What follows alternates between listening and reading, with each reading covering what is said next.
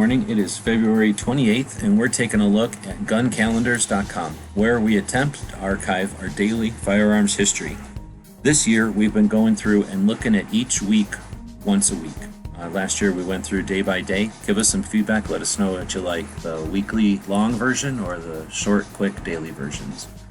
We take a look back at what happened last week, and we're going to take a look at going into the future. So we've got the flip of the month here, so we're going to go back and look at what happened last week in February. We had the anniversary of the passing of the CCW in national parks. I forget the name of the bill, but in 2010, Obama had passed a bill or whatever that allowed the removal of the prohibition of carry on state or national parks. So national parks, being federal land, had a restriction on concealed carry. Even the people who had a state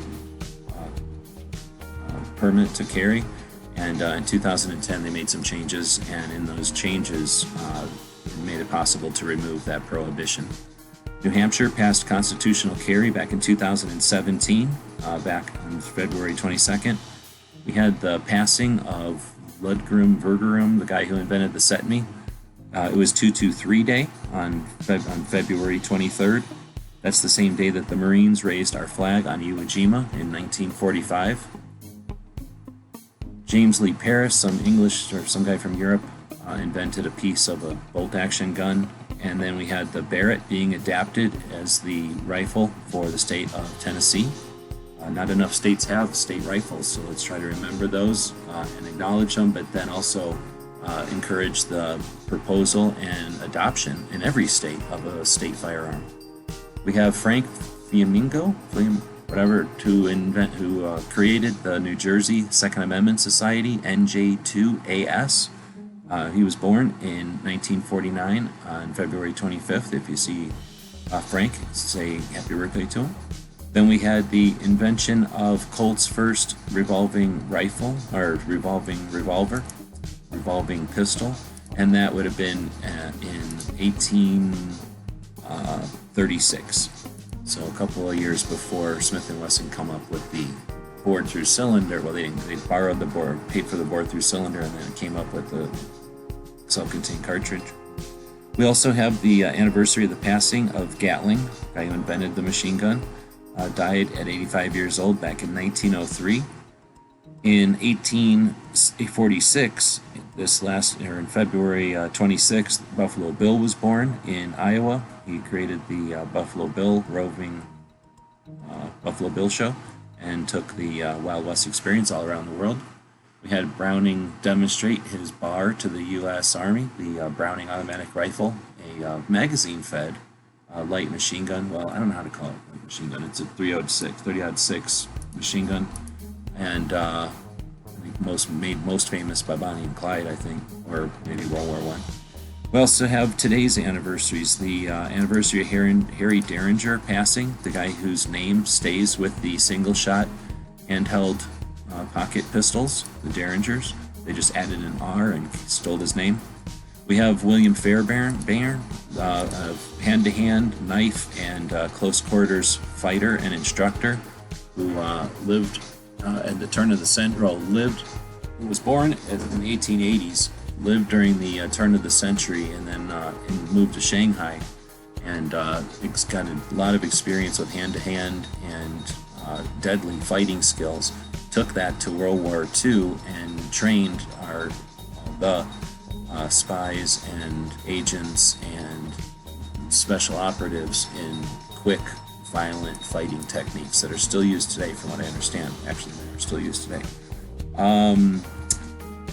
Next, we have Brady Handgun and Violence Protection Act. The Brady Bill went into effect back in 1994. It lasted for just 3 years and became, its horrible incarnation was an embarrassment to the antis, so they came up with the stronger NICS to replace it. And the Brady Bill was a joke. We now need to remove ourselves from NICS, which is a diversion, waste of time theater, waste of tax dollars, and ineffective. Looking forward to this next week in March. We have the patenting of the Luger P08, think anybody cares about this, but I'll put it in here anyway. These German guns got invented. It technically happened, so we have to put it in here. Yellowstone National Park, we just talked about Obama passing the removal of prohibition, so the allowing of carry on state parks. The first state park was the Yellowstone, and that happened in 1872. State parks are created by the presidents and usually focused on a specific resource like Yellowstone, which is an amazing looking area of the world, and he didn't want to see it destroyed or ruined or mined or something, so told basically the country to say, this land is important, let's keep it as is. We also have the anniversary of the Peace Corps. Peace Corps does all kinds of good work. They work here and abroad with the intent of creating or providing a mutual understanding between the United States and other populations. So, hate them or love them, they're working for good. They were invented back in the day, if this is right, they're 58 years old. They were invented in, oh great, put it in here. So, all right, is it down here? No. Then we have Arkansas ending prohibition on hunting with a suppressor. So that starting in 2014, Arkansasians can hunt quietly, so they don't bother their neighbors, which is not just nice for them, but also all the critters that like to not be bothered when you're out there hunting. We have tomorrow, tomorrow for you. I'm recording this in the early future for you. Texas is Texas Day, I think, or Texas Independence Day. Texas has had 5 different flags or something, so this is one of them. At one point, Texas declared independence from Mexico. That was in 1836, and they make a big deal of it. Let's see, and then pretty quick after that, I think they turned into the United States. Anyway, here's a quick history of Texas, and this one is when Santa Anna and 3,000 troops. Oh no, it's on the 23rd. This one is, I don't know which one this is. This is the 2nd of 1836. So that would have been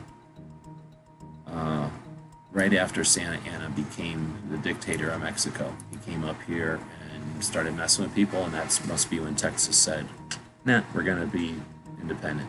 That's when he sent people up to the Alamo, I think. So correct me if I'm wrong. I'm not trying to be history. We're just trying to remember where we came from and where we're going. So you can always make a video that has more important or accurate data about any of these events. We have the anniversary of the Navy Reserve. It'll be their 104th, unless I'm wrong, anniversary. And, the Navy goes around doing stuff on boats, from what I understand. And when they get old, they don't like to just throw them overboard. Instead, they let them go on land. And then they herd them up at this Navy Reserve place. And whenever the Navy guys have questions, they go back and ask these guys, and it works out pretty good for everybody.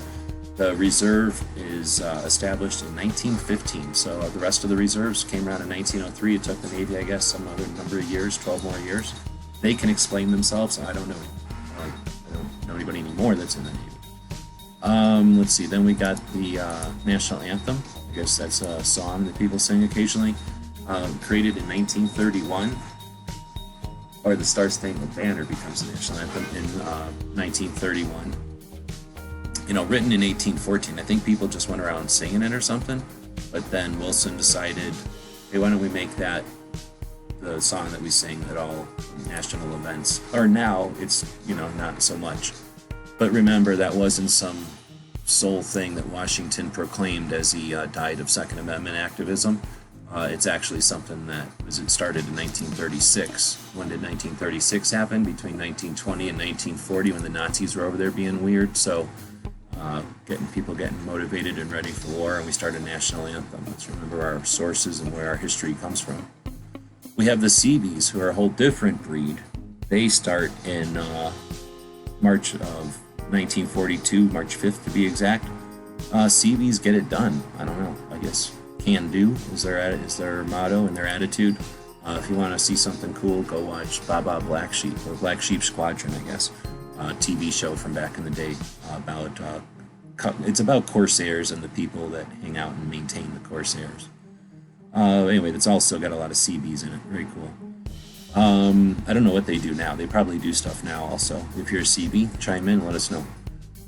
Let's see, next Saturday, or coming up on Saturday, we have Tokarev, we got Luger, and we got the Alamo. So let's go in order of least important. Some guy invents a bullet that's so good, and that guy gets born, and that was in March of 1849. You can go look up other stuff on the internet about that guy. Tokarev is a communist. He was also had to die at some point, and he died in 1968. He invented things like the SVT 40 and the Tokarev pistol. Much better than other things. Unfortunately, we also have the Alamo. I won't try to do it any kind of justice here other than to say the last time I looked, there is a free version of one of the movies, The Alamo, here on YouTube. You can check that out, or wherever you're watching, you can go over to YouTube and watch that for free. There are some really interesting ones. I like the John Wayne Alamo. Let us know in the comments which is your favorite or best recreation or homage to the Alamo, if there is such a thing. If you're a Texan and I'm touching on sore topics, let me know. But it's the Alamo. It signifies, again, the Texas claim of independence, or whatever that's called, became independent. Mexico, a tyrant leader, said, nah, I'm going to send 3,000 troops up there. And a bunch of people said, no, I don't care. No.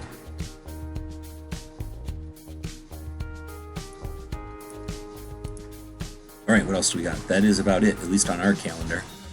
What our goal is to remember where we came from and where we're going. If we're missing anything like 2A rallies, if we're missing any events that are useful for 2A, or I guess industry events, let us know. If we're missing some kind of interesting or important history, our goal is to include daily firearms history. I've done these daily for the year 2020, and we're doing them weekly for the year 2021. Let us know which you like better, which is more useful, which is more interesting, and we'll take that into account. Oh, the only reason we're doing this is because we're able to, not because we're getting paid to. The reason we do this is because I think it's important, and I think other people think so too.